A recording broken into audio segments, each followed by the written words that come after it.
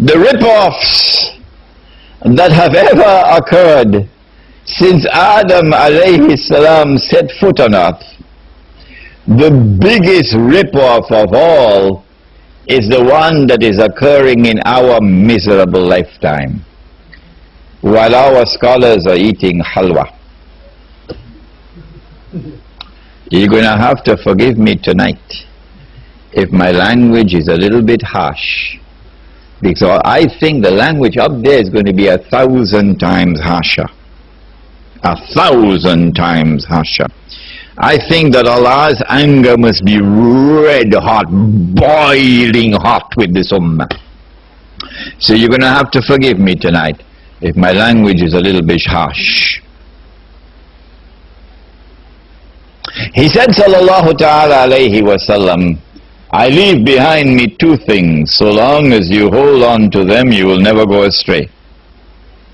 The book of Allah and my sunnah. The book of Allah and my sunnah. And his sunnah is not only the bed. It's a nice sunnah, isn't it? His sunnah is also money. Money. Money is also his sunnah. What kind of money did he use? Do you know the hadith? He said, it's a very famous hadith in Sahih Bukhari. It is seldom properly understood. He said, gold for gold, silver for silver, wheat for wheat, barley for barley, dates for dates, salt for salt. Like for like, if it's gold on this side and gold on this other side, like for like must be equal for equal. If it's dates on this side and dates on this side, like for like must be equal for equal. Other than that, it's riba. What is common to all the 6 things mentioned in this hadith? You will not find this analysis in Abdullah Yusuf Ali, I'm afraid. A British technocrat, that's what he was. What is common to all 6 things mentioned in this hadith? Gold, silver, wheat, barley, dates, salt. Is that they were all used at some time or the other as money. If gold and silver was scarce in the market in Medina, they could use dates as money. So they were all used at some time or the other as money. The second thing which is common to all 6 is that the value of the money is in the money. They all have intrinsic value. Intrinsic value. The value of the money is in the money. If there's a transaction involving, what is this noise we can hear? The wall. Nothing, Ranjan. Tell the wall stop making noise, please. Yeah. If it is gold on this side and gold on that side, the same money, then like for like must be equal for equal. Bilal radiallahu ta'ala anhu came to the Prophet alayhi salatu wasalam with a basket of dates, and he offered him some dates, and they were very high quality dates. Bilal, he said, these are very high quality dates, where did you get them? Bilal radiallahu ta'ala anhu replied, he said, O Messenger of Allah, I had two baskets of inferior quality dates, and I exchanged them for this one basket of superior quality dates. Bilal, he said, this is the essence of riba. What you should have done was to sell your 2 baskets of inferior quality dates and take that money and buy the 1 basket of superior quality dates. Why was it riba? Because dates were used as money. So if you have dates on this side and dates on that side, there must be an equal exchange. But Umar radiallahu ta'ala anhu, if you know the answer, put your hand up. Umar radiallahu ta'ala anhu, he exchanged 1 camel for 4 camels. Bilal exchanged 1 basket for 2 baskets. He exchanged 1 camel for 4 camels.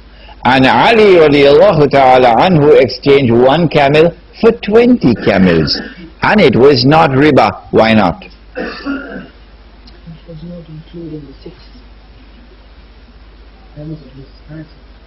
Because camels or animals could never be used as money, correct?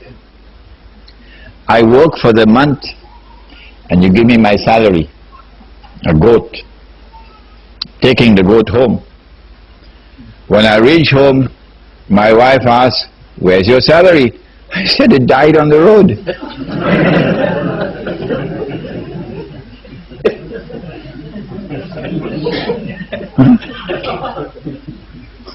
Or the boss gives me my salary, and the next day I go back to the boss, I say, boss, problem with the salary, salary has fallen ill. He said, but when I give you your salary, it was healthy. So animals cannot be used as money. Because animals were not used as money, you could exchange 1 camel, an adult she-camel, pregnant, for 20 baby camels. Alright. This is money in the time of the Prophet ﷺ. This is money which is sunnah money. One day, Europe was attacked from inside, and a Europe which had become Christian suddenly lost its Christianity. While Europe was Christian for those centuries, Christian Europe fought a ferocious battle against riba. Yeah, Christian Europe against riba. In fact, one of the best books on riba ever written was written by a British sheikh. What was his name? Shakespeare, correct. William Shakespeare. Which book? Which book? Merchant of Venice. Merchant of Venice. I will not have the time in this lecture, otherwise you have to give me 3 hours, to explain to you the brilliance of William Shakespeare in Merchant of Venice. But you will get it, that analysis is there in my big book on riba.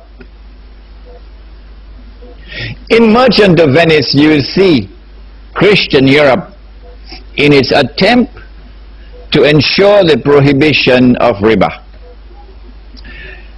There is another book, not as famous as William Shakespeare's, but this one is also a classic. Take a note of it. You might want to search for it in the library. The name of the book is Religion and the Rise of Capitalism.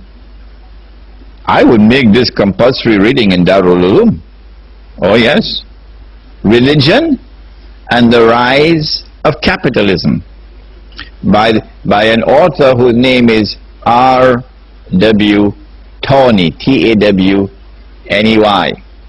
And in this book, Tawney records the Christian struggle against riba in Europe. But when the French Revolution occurred, the back of the Christian church was broken in Western Europe. And when was it broken in Eastern Europe? Which revolution? Bolshevik Revolution. How come we're only getting the answers from this corner? The Bolshevik Revolution broke the back of the Christian church in Eastern Europe, in Russia. When once the back of the Christian church was broken in Europe, the Jews were delighted. The Jews were delighted. Because the Christians had been waging a terrific war against the Jews for centuries in Europe. We will not allow you to lend money on interest. And the Jews always wanted to lend money on interest. Why? Because they had changed the Torah. I think I explained this to you. They rewrote the Torah,